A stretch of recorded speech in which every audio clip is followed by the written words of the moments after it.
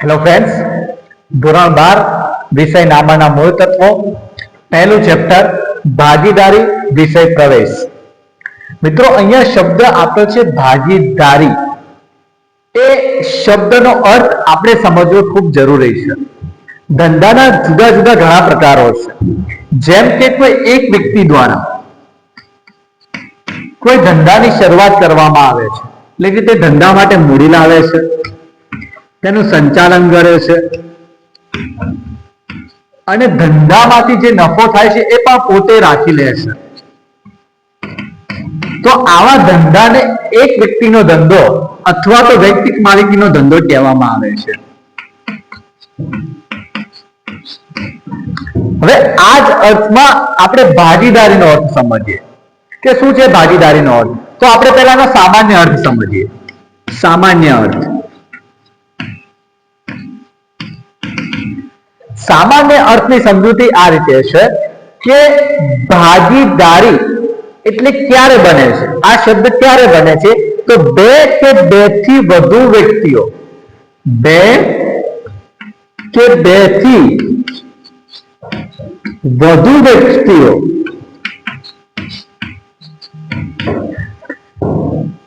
મૂડી લાવે છે. બે કે બેથી વધુ વ્યક્તિઓ શું લાવે છે? મૂડી લાવે છે, સંચાલન કરે છે અને નફો વહેંચે છે.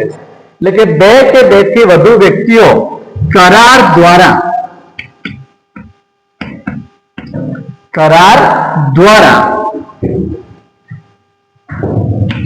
નફાના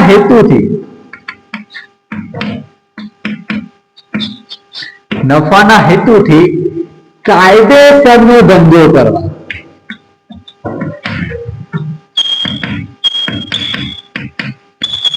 કાયદેસરનો ધંધો કરવા માટે ભેગા થાય તેને ભાગીદારી પેઢી કહેવામાં આવે છે. ફરી વાર સમજીએ શું કહે છે સામાન્ય અર્થ. બે કે બેથી વધુ વ્યક્તિઓ, જો એક જ વ્યક્તિ હોય તો એક વ્યક્તિનો ધંધો બની જાય, પરંતુ અહીંયા શું કીધું છે? બે કે બેથી વધુ વ્યક્તિઓ કરાર દ્વારા, એટલે જ્યારે ભેગા થાય છે ત્યારે ચોક્કસ કરાર કરે છે. એ કરાર કાં તો મૌખિક હોય છે કાં તો લેખિક હોય છે. કરારમાં શું દર્શાવવામાં આવે છે એ આપણે આગળની થિયરીમાં જોઈશું, પરંતુ અત્યારે સમજીએ કે બે કે બેથી વધુ વ્યક્તિઓ કરાર દ્વારા નફાના હેતુથી, એટલે કે જે પેઢીની શરૂઆત કરે છે એ પેઢીનો કોઈ ચોક્કસ ઉદ્દેશ્ય છે. એ ઉદ્દેશ્ય શું છે? નફાનો. એમને એ પેઢીમાંથી પૈસા કમાવા છે, નફો મેળવવો છે. એટલે નફાના હેતુથી કાયદેસરનો ધંધો કરવાનો છે. પણ કેવો ધંધો છે? કાયદેસરનો, રહીશ નથી બનવાનો. ધંધો કેવો કરવાનો છે? કાયદેસરનો. કાયદેસરનો એટલે કે જે કાયદા રૂપી થતો હોય, એ સરકાર માન્ય ગણાતો હોય એવો ધંધો. કાયદેસરનો ધંધો કરવા ભેગા થાય તો તેને ભાગીદારી પેઢી કહેવામાં આવે છે. હવે ભાગીદારી પેઢીનો કાયદો 1932 લાવવામાં આવ્યો. ભાગીદારી પેઢીનો કાયદો 1932 લાવવામાં આવ્યો અને 1932 ના કાયદામાં કલમ 4 માં ભાગીદારીનો એક અર્થ આપેલો છે કે ભાગીદારી એ એવી વ્યક્તિઓ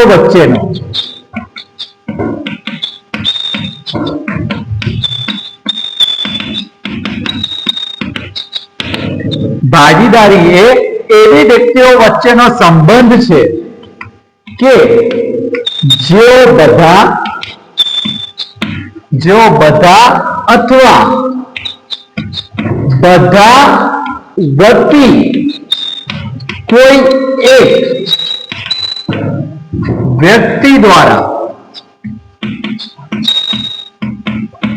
ચલાવાતા ધંધાનો નફો વહેંચવા સંમત હોય. શું કહે છે? ભાગીદારી પેઢીનો જે કાયદો છે 1932 માં, એમાં ભાગીદારીનો જે અર્થ આપ્યો છે એ અર્થ શું છે? ભાગીદારી એ એવી વ્યક્તિઓ વચ્ચેનો સંબંધ છે કે જેઓ બધા અથવા બધા વતી કોઈ એક વ્યક્તિ દ્વારા ચલાવાતા ધંધાનો નફો વહેંચવા સંબંધ થાય. એટલે કે એ ભાગીદારી પેઢીમાં એક કરતા વધુ વ્યક્તિઓ જોડાયેલા છે, કાં તો બે છે અથવા બે થી વધુ છે. આ લોકો સંબંધ સાથે જોડાય છે. એ સંબંધ સાથે જોડાય છે, ત્યારબાદ એક પેઢીની શરૂઆત કરે છે. એ પેઢીને એ બધા ચલાવે છે અથવા તો બધામાંથી કોઈ એકને છૂટીને એને એ પેઢીનું સંચાલન સોંપવામાં આવે છે અને એ પેઢીની શરૂઆત થાય છે. ત્યારબાદ એ પેઢીમાંથી જે નફો થાય છે એ નફો બધા ભાગીદારો વહેંચવા માટે સંબંધ થયા હોય તો એવી પેઢીને ભાગીદારી પેઢી કહેવામાં આવે છે. મિત્રો, આ છે ભાગીદારી પેઢીનો સામાન્ય અર્થ અને એનો કાયદા દ્વારા જે અર્થ આપવામાં આવ્યો છે એ.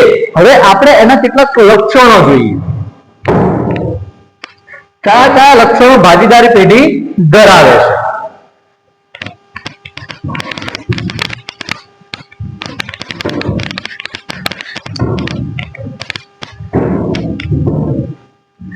ભાગીદારી પેઢીના લક્ષણો. મિત્રો, જ્યારે સામાન્ય વ્યાખ્યા આપી તો સામાન્ય વ્યાખ્યાની અંદર ભાગીદારી પેઢીના 3 લક્ષણો આપણને જોવા મળી જાય છે. પહેલું લક્ષણ છે કરાર દ્વારા અસ્તિત્વ.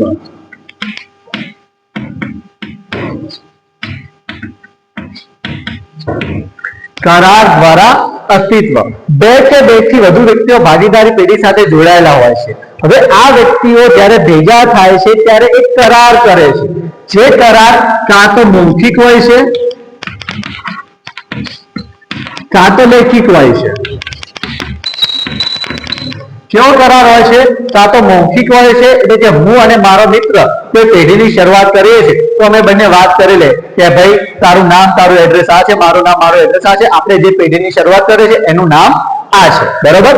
આપણે આ પેઢીની અંદર તું આટલી મૂડી લાવજે, હું આટલી મૂડી લાવીશ, આપણે આ ધંધાની શરૂઆત કરીશું. ત્યારબાદ જે નફો થાય છે એ આ પ્રમાણની અંદર વહેંચી લઈશું. આ દરેક વસ્તુ શું છે? એક કરાર છે. કોની સાથે? આપણે જે આપણા બે વ્યક્તિઓ છે, હું અને મારો મિત્ર, અમે બંને કરાર કરીએ છીએ. આ મૌખિક કરાર છે. એ જ વસ્તુ લેખિતમાં કરેલું હોય એને આપણે લેખિત કરાર કહીએ છીએ. બરોબર? એટલે કે પેઢીની શરૂઆત કરતા પહેલા કરાર થાય છે. કેવા કરાર થાય છે?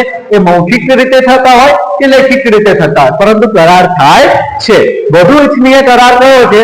તો લેખિત કરાર વધુ ઇચ્છનીય છે. કારણ કે દુનિયામાં કોઈનો ભરોસો નથી અને જ્યાં પૈસા છે ત્યાં તો કોઈનો જ ભરોસો નથી. બરાબર? એટલે કે વધુ ઇચ્છનીય કરાર કયો કહેવાય? તો લેખિત કરાર કહેવાય છે. બીજું છે નફાનો હેતુ.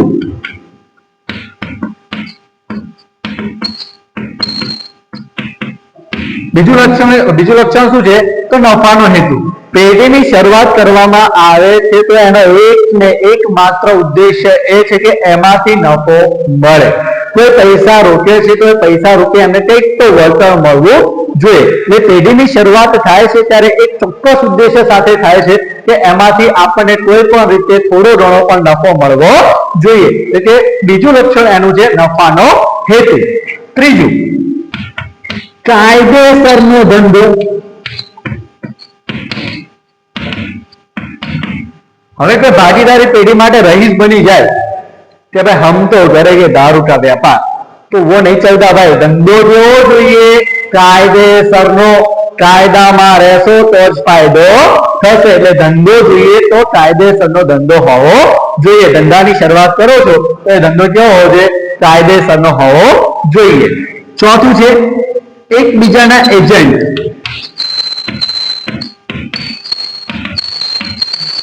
એકબીજાના એજન્ટ. ભાગીદારી પેઢીની અંદર બે કે બે થી વધુ વ્યક્તિઓ જોડાયેલા હોય છે. હવે આ વ્યક્તિઓમાં કેવું હોય છે? બધા સાથે સંચાલન કરે છે અથવા તો બધા દ્વારા કોઈ એક વ્યક્તિ સંચાલન કરે છે, પરંતુ દરેકનો ફાળો હોય છે. એટલે દરેક વ્યક્તિ એકબીજા સાથે શું હોય છે? જોડાયેલો હોય છે. એકબીજાને માહિતી આદાન પ્રદાન કરતા હોય છે, એકબીજા સાથે જોડાયેલા રહેતા હોય છે. એટલે કે એકબીજાના શું હોય છે? એજન્ટ હોય છે. પાંચમું છે સભ્ય સંખ્યા. ઘણીવાર આ ટોપિકમાંથી પ્રશ્ન નીકળતો હોય છે કે મહત્તમ સંખ્યા કેટલી છે ભાગીદારી પેઢીની? તો ભાગીદારી પેઢીની મહત્તમ સભ્ય સંખ્યા 50 છે. એ કંપની દ્વારા 2013 ની અંદર નક્કી કરવામાં આવ્યું છે કે ભાગીદારી પેઢીની અંદર વધુમાં વધુ 50 સભ્યો તમે રાખી શકો છો, એનાથી વધારે નહીં. બરોબર? ત્યારબાદ છઠ્ઠું છે પેઢીનું સંચાલન. પેઢીનું સંચાલન. તો પેઢીનું જે સંચાલન છે મેં અગાઉ પણ જણાવ્યું છે કે બધા કરે, બધાનામાં એકતા હોય તો બધા મળીને પેઢીનું સંચાલન કરી શકે છે, અથવા તો બધા દ્વારા કોઈ એક યોગ્ય વ્યક્તિને ચૂંટવામાં આવે, એની પસંદગી કરવામાં આવે અને એને જવાબદારી સોંપવામાં આવે કે લે ભાઈ તું આ ધંધાનું સંચાલન કર. કાં તો બધા સંચાલન કરે છે અથવા બધા વતી કોઈ એક સંચાલન કરે છે. અને સાતમું, અમર્યાદિત જવાબદારી. ધંધાના બે પાસા હોય છે, કાં તો ધંધો નફો કરે કાં તો ધંધો નુકસાન કરે, બરોબર છે. તો જો ધંધાની અંદર નુકસાન થાય છે, ન કરે નારાયણ નુકસાન થાય છે, તો શું કરવાનું? તો ધંધાની પાસે ધંધાની જેટલી મિલકતો છે એ મિલકતો વેચીને પણ ધંધાએ જે દેવું કર્યું છે એ દેવુંની ભરપાઈ કરવી પડે. એવા પણ કેસો બને છે જ્યારે ધંધાની પૂરેપૂરી મિલકતો વેચાઈ જાય છે પરંતુ જે બાહ્ય દેવું છે એ પૂરું થતું નથી. તો ધંધાના જે ભાગીદારો છે એ ભાગીદારોએ પોતાની પર્સનલ જે મિલકતો હોય એ મિલકતો વેચીને પણ ધંધાનું દેવું ચૂકવવું પડે છે. એટલા માટે એની એક લાક્ષણિકતા એ છે કે જવાબદારી કેવી હોય છે? અમર્યાદિત. ભાઈ ધંધાની શરૂઆત કરીએ ને તો એમાં રિસ્ક હોય, એમાં એટલું તો માઇન્ડસેટ રાખવાનું, જો નુકસાન થયું તો શર્ટ પેન્ટ આગળ ના બોલાવશો, એ બધું વેચાઈ જાય. એટલે એ ધ્યાન રાખવાનું છે. એટલે કે ધંધાની જવાબદારી કેવી હોય છે? અમર્યાદિત જવાબદારી હોય છે. તો આ 7 પ્રકારના લક્ષણો ભાગીદારી પેઢી ધરાવે છે. ફરી એકવાર જોઈ લે કયા કયા લક્ષણો છે. તો કરાર દ્વારા અસ્તિત્વમાં આવે છે, નફાનો હેતુ છે, કાયદેસરનો ધંધો છે, એકબીજાના એજન્ટ છે, સભ્ય સંખ્યા તો 50 છે, પેઢીનું સંચાલન તો બધા અથવા બધા વતી કોઈ એક કરે છે, અને જવાબદારી કેવી છે? અમર્યાદિત છે. તો આપણો આ ભાગીદારી વિશે પ્રવેશનો પહેલો વિડીયો છે અને આપણે એમાં એની વ્યાખ્યા અને એના લક્ષણોનો અભ્યાસ કર્યો છે. જો વિડીયો ગમે તો ચોક્કસ લાઈક કરજો, શેર કરજો અને ચેનલને સબસ્ક્રાઇબ કરજો. Thank you.